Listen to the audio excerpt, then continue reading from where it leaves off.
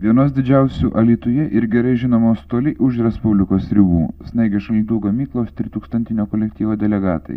Į rinkiminę konferenciją ėjo jau aptarę kandidatūras. Bene pirmieji tokie rinkimai, prognozavo senbuviai. Dar tokių nebūta šioje salėje. Ir tikrai kiekvienas išėjo su savo nuomonė, viltimi ir su balsu savo kandidatui. Kaip vyko cechuose rinkimai, aptarinėjo darbininkai savo susirinkimuose. Mūsų siūlomas kandidatūras mes prieš tai buvom paruošę savo sąjūdžio stendą, iškabinę keliamus savo kandidatus į deputatus, jų platformas, jų biografijas ir tuo pačiu buvo paruošta ir iškabinta direktoriaus šiemet. Ir po to vyko aptarimai.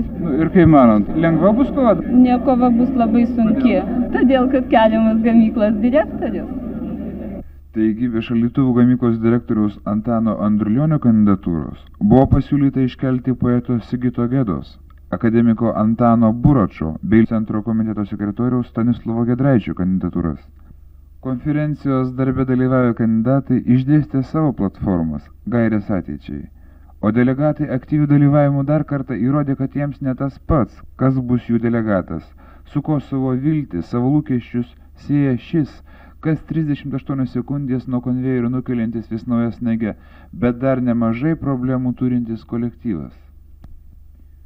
Ir štai balsų skaičiavimo komisijos rezultatai. Teritorinėje rinkiminėje apygardoje numeris 687 kandidatu iškeltas akademikas Antanas Buračas, o teritorinėje nacionalinėje apygardoje numeris 231 poetas Sigitas Geda. Jautėsi, kaip iš susirinkimų cechuose, skyriuose, visą laiką jautėsi, kad žmonės turi daug klausimų, kas nebuvo anksčiau taip, kaip būdavo per rinkimus, kelia savo reikalavimus.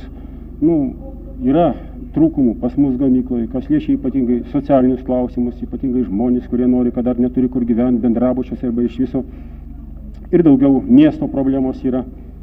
Ir jautėsi, kad tikrai mūsų konferencija bus tokia įtempta ir, kaip matėt, ir reakcija salėje, ir žmonių dalyvavimas, ir, iš viso taip jau matomai, kad ateityje čia kiekviena, ne tik tai kaip tokia rinkiminė kampanija, ne tik tai toks, konferencija, susirinkimas, bet kokios kitos ir partinės, ir profsąjungos, ir visos kitos rinkiminės susirinkimai ir konferencijos bus tikrai tokios įtemptos.